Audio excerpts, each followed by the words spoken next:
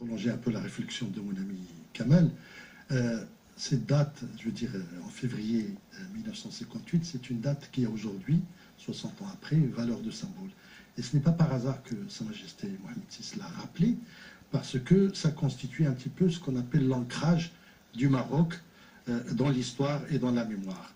Et bien sûr, le plus important à souligner, c'est qu'aujourd'hui, les générations, les jeunes générations, doivent absolument se rappeler ces faits, si vous voulez, ces faits d'armes, parce que ça survient effectivement après l'opération d'avril 1958 et Couvillon aussi, donc qui, en fait, il y avait toutes les tribus de la région, et en particulier Zaïd Barmran, se sont levées, se sont élevées aussi pour combattre le colonialisme. Or, le colonialisme à l'époque, c'était quoi? C'était une coalition entre les armées espagnoles et les armées françaises pour justement battre à plat de couture la résistance marocaine. Ils n'y se sont pas arrivés.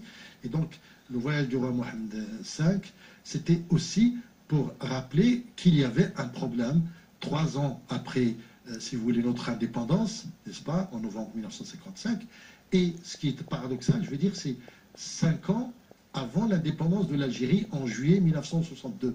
Et qu'est-ce qui s'est passé? C'est que l'Algérie ne pouvait pas prétendre à quoi que ce soit parce qu'elle n'existait pas.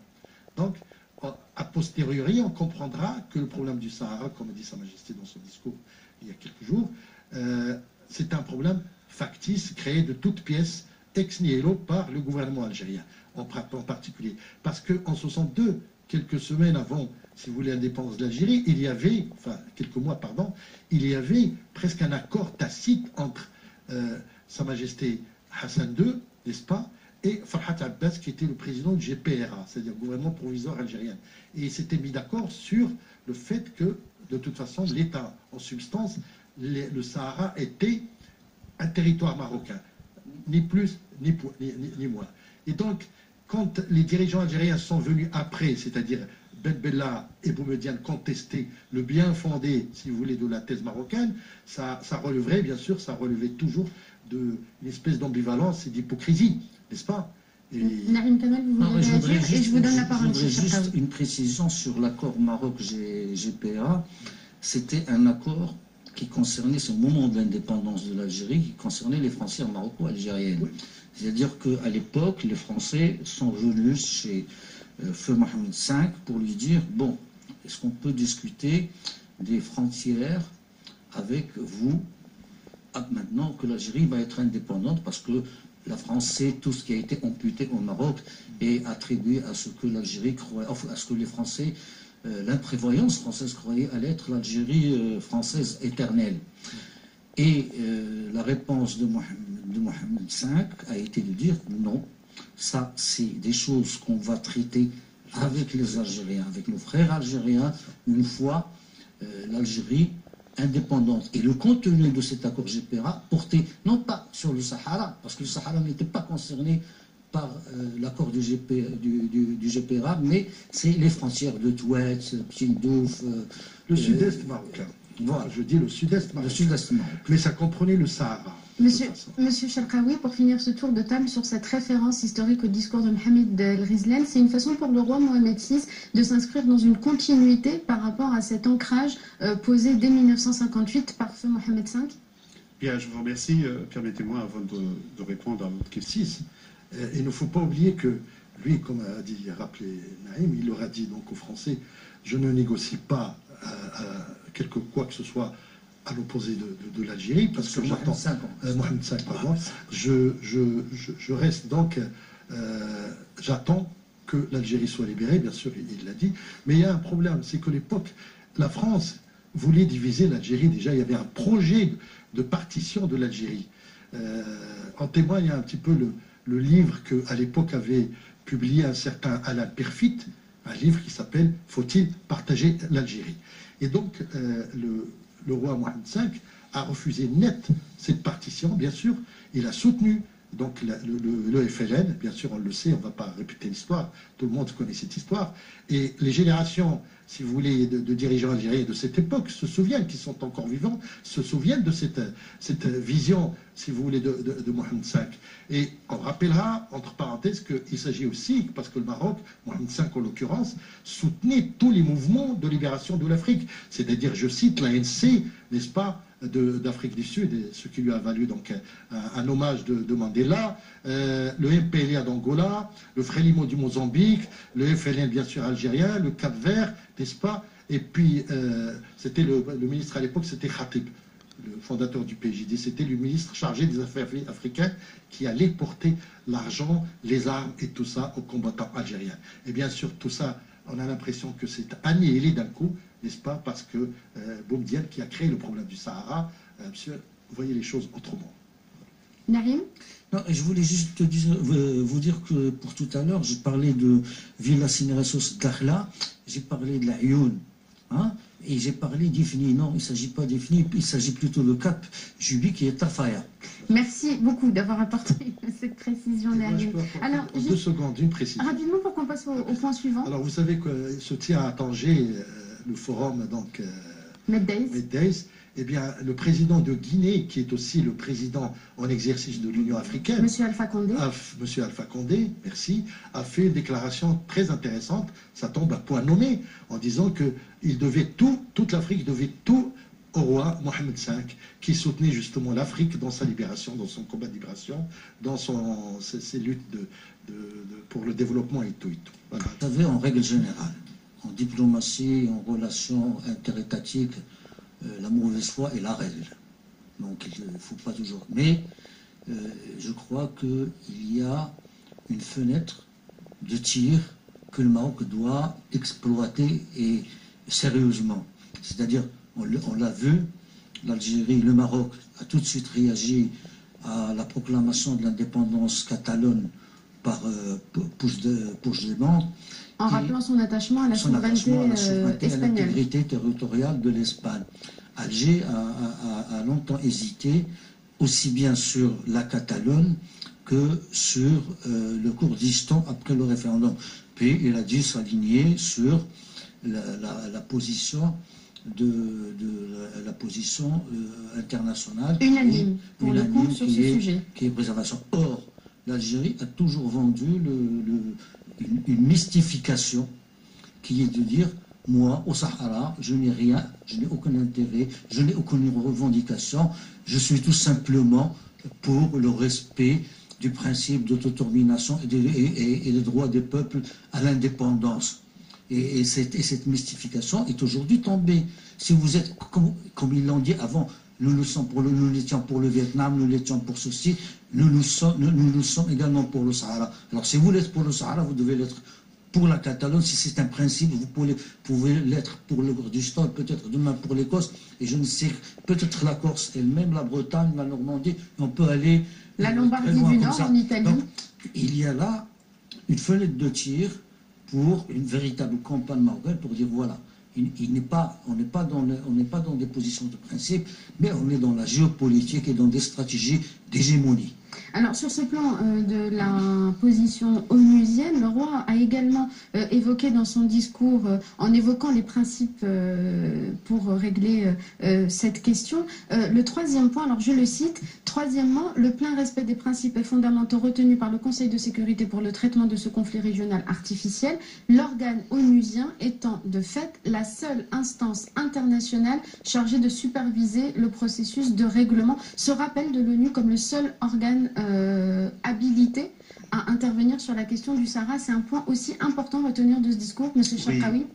Bah, écoutez, si vous permettez, justement, les tergiversations qui sévissaient ces dernières semaines un peu partout dans le monde, notamment chez nos voisins, ont confirmé que la position marocaine, que l'intégrité territoriale n'est pas discutée. Et donc, de là, bien entendu, il y a des organismes internationaux, notamment, hein, qui ont voulu se démarquer, notamment l'Union africaine, avec une tendance plutôt hostile au Maroc, il faut le dire. Donc ils ont essayé de se démarquer sur cette affaire. Absolument, absolument. Et donc là, il faut être catégorique, cette affaire, que soit négociée et soit examinée au niveau des Nations Unies comme il l'a été toujours. Et on a parlé de la Catalogne et tout, il faut rappeler que par exemple, au moment où le Maroc négociait avec l'Espagne le retour du Sahara en 1975, il y avait un débat furieux aux Nations Unies sur le Timor oriental. Et donc, ça nous donnait un petit peu l'avant-goût, sauf que nous étions passés par la Cour de justice internationale qui a rendu son jugement, qui a souligné des liens historiques et juridiques entre le Maroc et les populations du Sahara. Et puis, donc, il fallait aussi être attentif, vigilant par rapport à cette question du Timor. Pourquoi? Parce qu'elle avait valeur d'exemple. Après, aujourd'hui, par exemple, nous avons le cas du Sud-Soudan qui est dramatique. Tout a été fait pour séparer le Soudan de ses provinces du Sud, mais c'est le drame aujourd'hui. Et Timor aussi, je le rappelle, c'est pas joyeux. L'Algérie qui soutient le principe donc, de l'autodétermination, entre guillemets, n'est-ce pas, à sa manière, avec une littérature néocoloniale, je le précise toujours, je le dis aux dirigeants algériens, eh bien, l'Algérie n'a pas reconnu, par exemple, un petit pays qui s'appelle le Kosovo. Pourtant, le Kosovo fait partie intégrante de la Serbie. Et la Serbie, je ramène la Serbie à l'histoire de Tito et tout, pays communiste. Donc, l'Algérie était l'allié de la Serbie et de la Yougoslavie, n'est-ce pas? Eh bien, elle n'a pas reconnu le Kosovo. Pourquoi? Parce que donc, c'est deux poids et deux mesures. D'un côté, on dit contre le Maroc, il faut libérer le Sahara, n'est-ce pas, je veux dire, à leur manière, et de l'autre côté, on oppose le même Sahara au Maroc. Donc il y a une contradiction qu'il faudrait, comme dit Kamal, un jour ou l'autre, il faudrait que dans un programme argumentaire et tout ça, relancer. Et donc aujourd'hui, moi je souligne que le discours de Sa Majesté Mohamed VI, c'est un discours vraiment, je lui rends hommage parce que c'est un discours extraordinaire. Il est d'une rigueur méthodologique inouïe. Parce qu'il est parti, si vous voulez, de l'ancrage, du réenracinement dans le passé, de la mémoire et tous, vers l'avenir, donc vers un futur qu'il a bien sûr qu'il a déployé devant nous, n'est-ce pas, avec le plan de développement sur lequel certainement on va revenir. On va y revenir dans un instant, mais juste une dernière question par rapport à la position onusienne. Le roi Mohamed VI a reçu en octobre dernier, le 17 octobre, le nouvel envoyé spécial du secrétaire général de l'ONU, Horst Köhler. Est-ce que la nomination d'Antonio Guterres il y a quelques mois et l'arrivée de Horst Köhler peuvent ouvrir une nouvelle page dans la position onusienne sur ce dossier? Naïm Kamel? Certainement. On l'a dit plusieurs fois, Guterres est un connaisseur du dossier.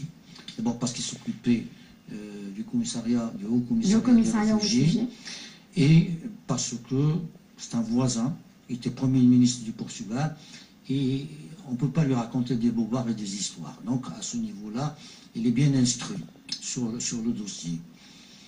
Et donc il est dans une orientation nouvelle, enfin pas nouvelle, c'est-à-dire dans le maintien du processus sur les rails qui ont été entamés à l'époque sous le Ghanéen Kofi Annan avec Becker, c'est-à-dire sortir de cette dichotomie ou de cette antinomie entre un référendum qui va vers soit l'indépendance, soit l'intégration, et imaginer, être plus créatif. Or, on l'a déjà dit, le Maroc a été le seul à réagir en faisant un pas vers l'autonomie, alors que, contrairement à ce que veulent faire croire les Algériens et le Polisario, ceux qui sont restés figés sur une position dépassée par les instances internationales, c'est Alger et le Polisario.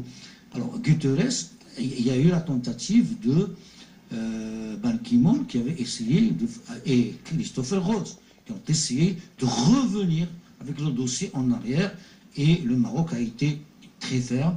Il a résisté pendant de longues années à ces tentatives, et que Guterres est en train de le ramener. Alors, on n'a pas la teneur des échanges entre Horst Köhler et le roi Mohamed VI il y a quelques semaines. Et le souverain, mais on laisse supposer, enfin on suppose, on présume que derrière les lignes, il aurait peut-être essayer d'amener des nouvelles solutions. On l'a vu aller vers Tindouf, parler que je n'ai pas la baguette magique, juste après son entretien avec le roi.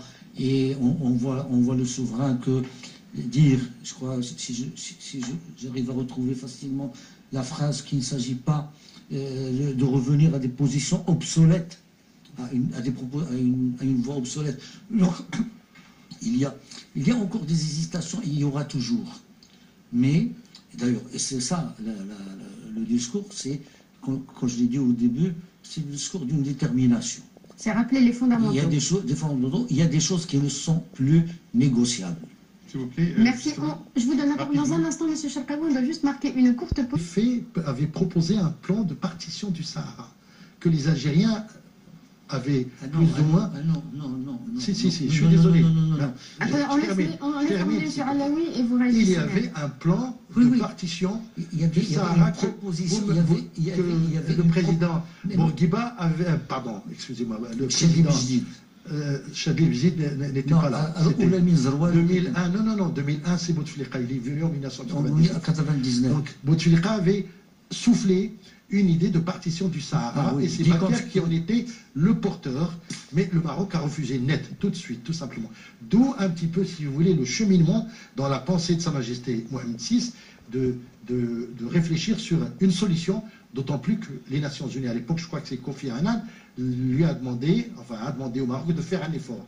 En 2005, c'était déjà pratiquement une réflexion qui commençait au niveau de Sa Majesté aujourd'hui, donc, et qu'en 2007, ça a atterri, si vous voulez, avec l'initiative d'autonomie en avril 2007 que le Maroc a proposé au Conseil de sécurité, qu'il a tout de suite, bien sûr, adopté, entériné. Mieux que ça, c'est que les résolutions qui ont suivi, il y a une dizaine de résolutions qui ont suivi, au niveau du Conseil, bien sûr, et au niveau de l'Assemblée générale, qui ont suivi le plan d'autonomie, sont toutes favorables, je veux dire, à la thèse marocaine, n'est-ce pas? Et ça a obligé, si vous voulez, les Algériens de faire une contre-proposition, pardonnez-moi, bidon, parce qu'ils étaient complètement désemparés. Et donc, je voudrais dire que dans cette histoire, si vous voulez, du Sahara, le roi était vraiment l'animateur. Le roi Mohamed VI a été l'animateur d'une formule, d'une solution, d'un programme et d'un axiomatique, si vous voulez, programme. Et donc, aujourd'hui, on en est là, c'est le refus algérien. Je termine, après je laisse la parole. Et donc, il n'y a pas de solution autre que l'autonomie, parce qu'on a trop donné, on a tout donné pratiquement, et on ne peut pas, si vous voulez, donner plus. Et on ne peut pas non plus reculer en arrière. Nous sommes là, nous nous attachons aux Nations Unies, et je rappelle, pour l'histoire de Guterres, c'est qu'il était chargé par les Nations Unies pendant des années, si vous voulez, du HCR, le Haut Commissariat aux réfugiés. Absolument. Et il a toujours demandé au gouvernement algérien de se rendre à Tindouf pour qui n'a jamais pu être fait. Recenser, authentifier qui est sahraoui, qui ne l'est pas. Pourquoi? Parce que l'Algérie, les services militaires, c'est les services algériens, recrutaient dans le désert les pauvres Maliens, les pauvres Nigériens, les Mauritaniens et tout, et les incorporaient, si vous voulez, dans le Polisario pour faire croire qu'il y avait plus que 10 ou 15 000, ou même voire 20 000 Sahraouis. Voilà. Naïm Kamel, vous réagissez, ensuite on parle du modèle de développement du Sud. Je vais le faire rapidement, d'abord parce que j'ai cru qu'il avait dit que c'était Becker qui avait proposé. Or, Becker, non, c'est Bouteflika, c'est l'Algérie. Pour vous dire le cynisme. Ils n'ont pas, justement, c'était face au plan Becker 1 que le Maroc avait accepté et qui était dans le sens d'une autonomie assez large. La sortie algérienne, alors, avec la partition, a été une bévue, une erreur de leur part. D'abord parce que ça a dévoilé cette volonté, parce qu'ils pensaient à Tris al-Gharbia, c'est-à-dire la partie qui va d'Akhla jusqu'à la frontière mauritanienne, qui voulait couper le Maroc toujours par un État croupion qui aurait été cédé au Polisario, là, pour couper le Maroc de sa continuité africaine. Et en plus, c'est-à-dire cette notion dont on a parlé tout à l'heure, d'attachement au principe d'autodétermination, paraissait dans sa splendeur mystificatrice. Merci, monsieur, pour ce